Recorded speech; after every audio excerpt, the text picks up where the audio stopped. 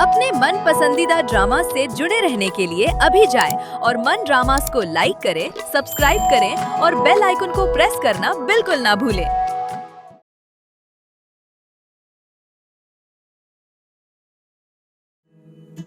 न जाने ज़माने को क्या हो गया है, मसीहा मरज़ का सबब बन गया है। न जाने ज़माने को क्या हो गया है, मसीहा मरज़ का सबब बन गया है। घायल से सितारा दिल खफा हो गया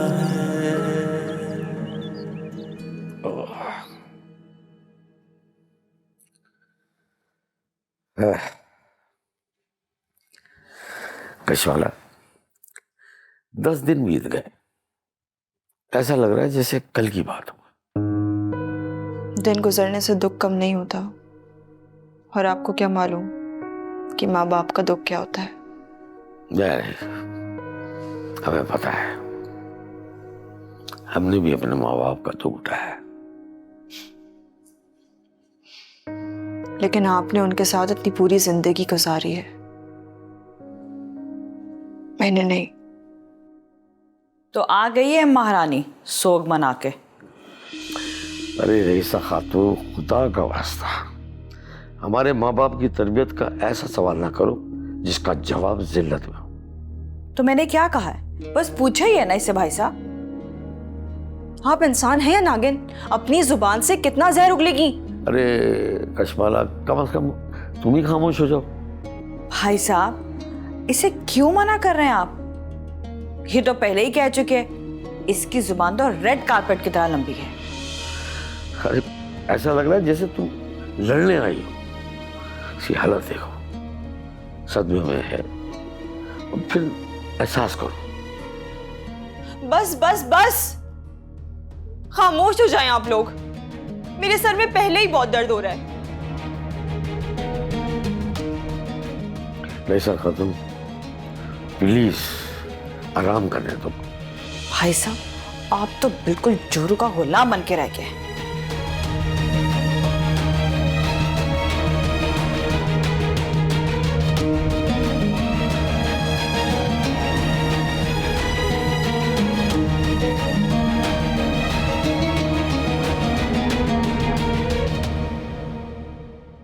नहीं, खुद को समझती क्या है, दिमाग खराब हो गया इसका। कुछ ना कुछ तो करना पड़ेगा अब इसका।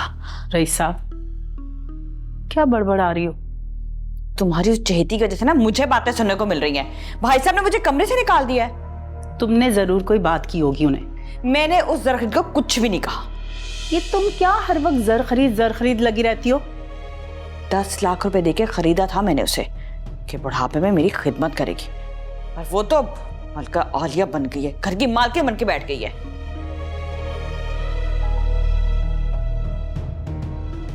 अच्छा तुम रुको, मैं आती हूँ। तुम कहाँ जा रही हो? मैंने कहा तुम रुको, मैं आती हूँ। इसे अचानक क्या हो गया?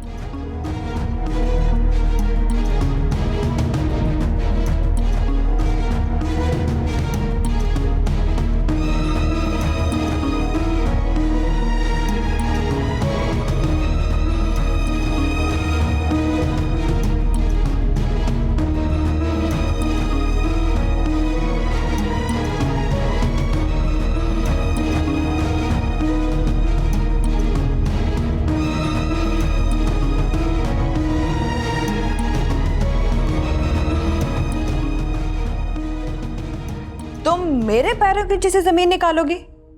तुम मुझे धमकी दे रही हो? मत भूलो कि मैं तुम्हें खरीद के लाई थी। तुम जर खरीद गुलाम हो मेरी। अब मैं आपकी कोई जर खरीद गुलाम नहीं हूं, अब मैं आजाद हूं। और आपके भाई ने ना मुझे निकाह के बाद आजाद कर दिया था कि मैं अपनी जिंदगी अपने हिसाब से और अपनी मर्जी से गुजार सकती हूं, समझी आप? और खुदा के लिए मेरे शौहर को मुझसे बदगुमान करना बंद कर दें। आज जो आपके साथ हो रहा है ना, वो सब कुछ आपकी ही हरकतों की वजह से हो रहा है, लेकिन अब भी आप नहीं सुधरी। चुप रहो कशमाला, इस औरत को मैं जवाब दूंगी। तुम क्या हर वक्त 10 लाख 10 लाख 10 लाख लगी रहती हो? ये लो 10 लाख। 10 लाख देकर लाई थी ना इसको, ये दे दिए मैंने तुम्हें। और सारी उम्र जो मेरी बेटी यानी कि कशमाला ने तुम लोगों की खिदमत की है ना, वो तुम लोगों ने सूद की शक्ल में हासिल कर लिया।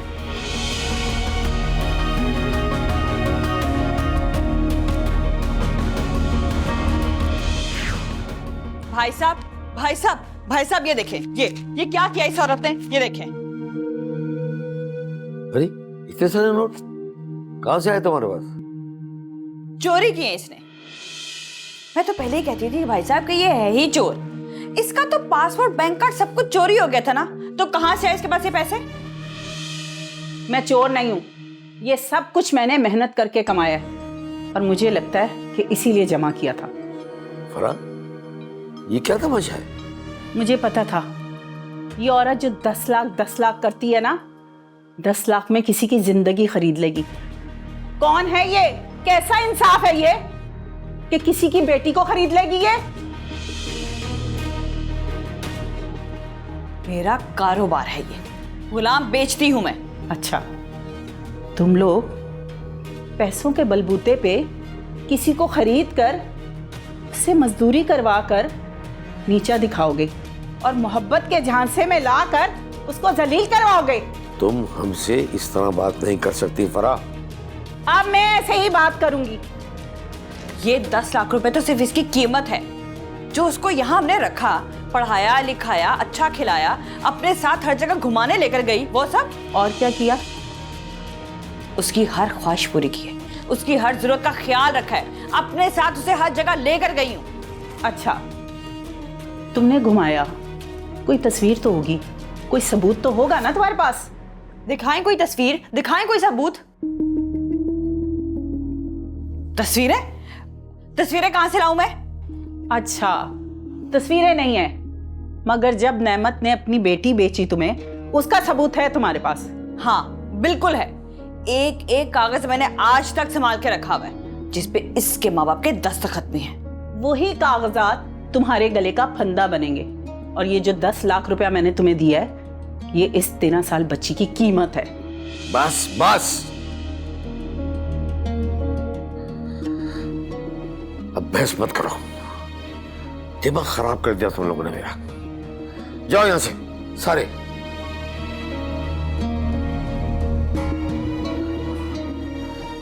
मैं अपनी जिंदगी में अब किसी को भी देखना नहीं चाहता। तंग न किया तुम लोगों से, पागल कर दिया तुम लोगों ने मुझे। निकल जाओ यहां से, जाओ। भाई साहब, आप मेरी बात तो सुने, और मुझे क्यों कह रहे हैं आप जाने के लिए? इससे कहना ये निकले यहाँ से। मैं यहाँ सिर्फ कशमाला की हिफाजत के लिए हूँ और अब मैं इसे यहाँ से लेकर जा रही हूँ। तुम इसे कहीं नहीं लेके जाओगे। अमजद साहब, आपसे फिर मुलाकात होगी। मैं आपकी बीवी को उसके मैके लेकर जा रही हूँ। जब तक यहाँ के हालात ठीक नहीं होते, ये अपनी खाला जीनत के पास रहेगी। चलो कशमाला।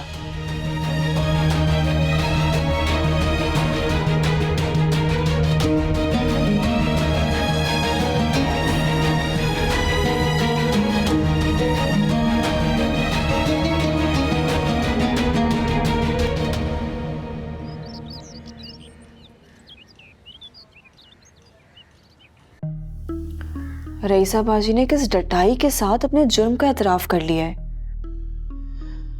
इस वक्त उसके खिलाफ कोई सबूत भी तो नहीं है ना, वरना मैं उसे अरेस्ट करवा देती।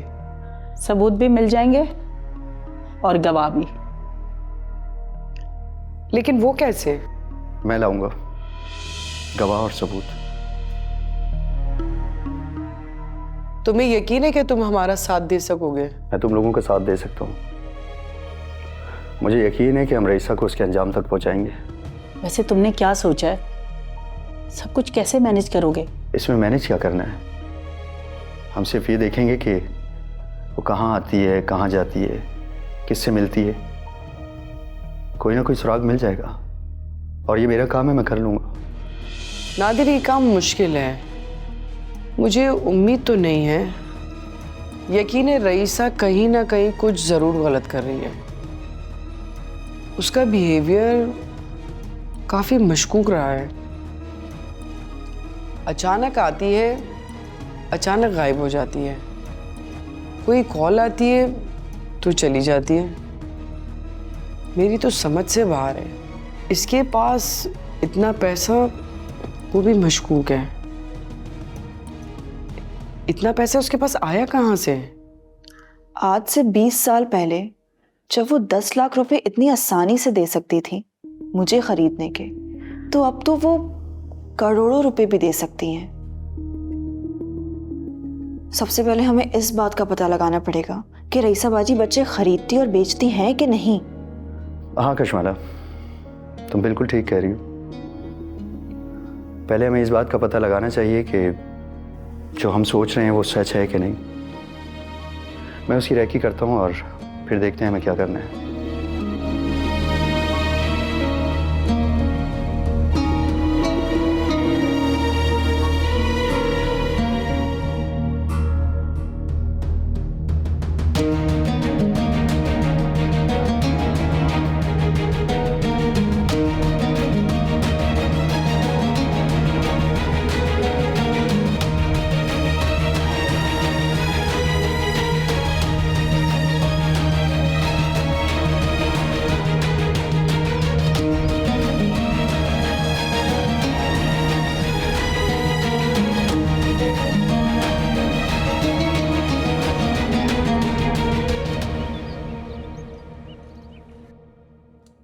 क्या हो गया भाई साहब?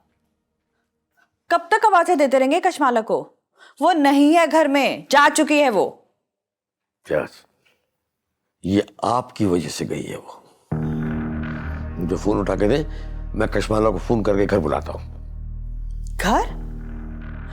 आप इसे घर कहते हैं? सराया बनाया हुआ है आपने इसे। ऐसा खातून, ये सराय हो, होटल हो या और कुछ भी,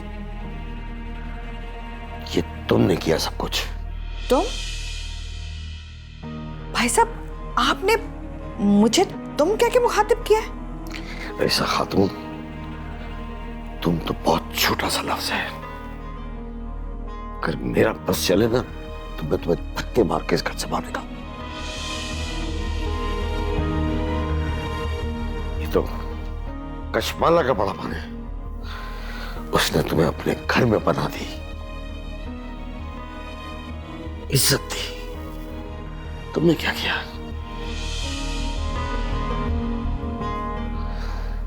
मुझे बहुत दुख है इस बात का कि तुमने उसके साथ ज्यादती की। ज्यादतियों पे ज्यादती, ज्यादतियों पे ज्यादती। रईसा खातून, इंसान बनो, इंसान। बस प्रोफेसर साहब, बस। ज्यादा बड़ी बड़ी बातें सुनाने की जरूरत नहीं है मुझे। अभी तो आप अपाहिज पड़े हैं ना इस बिस्तर पे। कहीं कशमाला के बाप की तरह आप इसी बिस्तर पे मुर्दा ना पाए जाएं। मुर्दा पाए? धमकी दे रही हो? धमकी दे रही हो मुझे तुम? मैं धमकी दे नहीं रही, मैं ये कर भी सकती हूँ। आपकी वजह से मेरा जवान बेटा आज जेल में है। महीनों महीनों मैं उसे देख नहीं सकती। ज़हनी मरीज बन गया मेरा बेटा। दीवारों से टकरे मारता है, खुद को नोचता है, खुद से बातें करता है। और ये सब कुछ सिर्फ आपकी वजह से हुआ है, आपकी वजह से। वाह वाह रईसा खातून, वाह। कचरा कुंडी से एक नाजायज बच्चा उठाया हुआ तुमने, उसको अपना बेटा बोल रही हो? उस वक्त अगर मैं तुम्हारी गोद से वो बच्चे को छीनकर इन्हीं के एक झूले में डाल देता तो ज्यादा बेहतर होता। आज दुख मुझे इसी बात का है कि मैं उस सपुले को दूध पिलाता रहा। हाँ, नहीं पैदा किया मैंने उसे, लेकिन वह सपोला नहीं है, अज़दा है, अज़दा। सबको खा जाएगा। एक बार उसे बाहर तो आने दें आप। मेरी भी दुआ है आए हो, लेकिन इंसान का बच्चा बनकर आए। हैवान नहीं। फोन दे मेरा।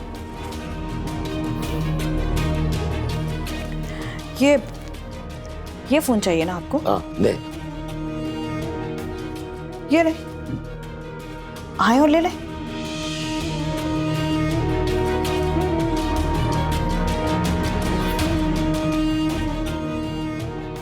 इस औरत, या अल्लाह, मजबूर हो गया हूं मैं। मुझे समझ नहीं आ रही कि क्या ऐसा करें कि हम रईसा तक पहुंच जाएं। मेरा ख्याल है कि आप दोनों को इस वक्त घर वापस चले जाना चाहिए, क्योंकि रईसा भाई साहब के पास अकेली है। खतरनाक औरत है, ऐसा ना कोई उनको नुकसान पहुंचा दे। देखा फरा, मैंने आपको पहले ही कहा था कि हमें अमजद को यूं अकेला नहीं छोड़ना चाहिए। अच्छा, अब पहले नादिर से बात करते हैं, फिर चलते हैं। हाँ, मैं उसे कॉल करके बुलाती हूँ।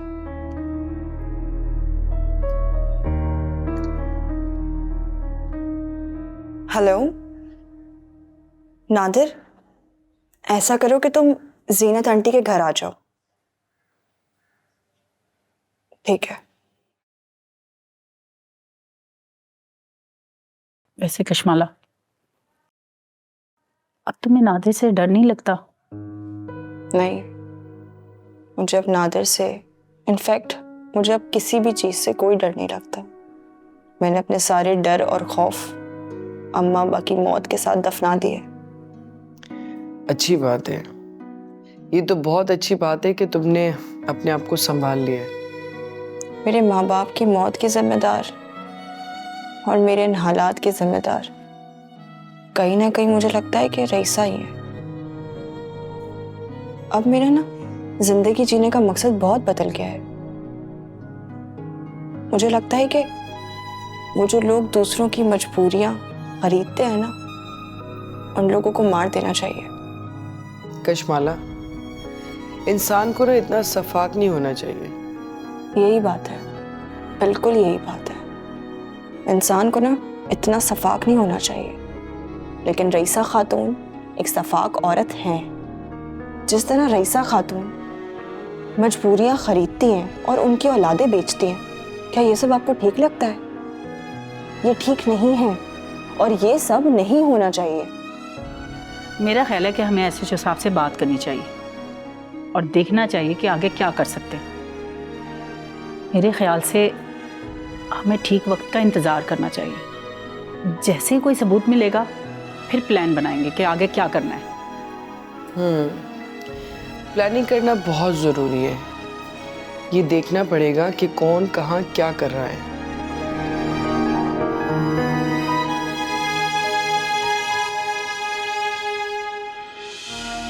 अरे अरे अरे अरे, कहाँ कहाँ कहाँ घुसे चले आ रहे हो तुम? ये बात मुझसे कर रही हो तुम? घुस के तो तुम बैठी हुई हो यहाँ पे। कशमाला। कशमाला? कशमाला नहीं है घर पे। हाँ मालूम है मुझे। प्रोफेसर साहब कहाँ हैं? प्रोफेसर साहब? तुम्हें इससे मतलब वो जहाँ कहीं भी हो, वैसे भी वो सो रहे हैं इस वक्त। अच्छा, सो रहे हैं वो? मैं जगा देता हूँ उन्हें। वैसे भी उनका जागना बहुत ज़रूरी है। लेने आया हूँ मैं उन्हें। लेने आए हो मतलब? कहाँ कहाँ लेके जा रहे हो भाई साहब को? मैं उन्हें कहीं नहीं जाने दूंगी। अच्छा, कहीं नहीं जाने दोगी तुम? मिनिस्टर लगी हुई हो कहीं की या तुम्हारी हुकूमत चल रही है? हटो बीच में से। खबरदार जो एक कदम भी आगे बढ़ाया तो। मैडम, नादिर के कदम कोई नहीं रोक सकता। अरे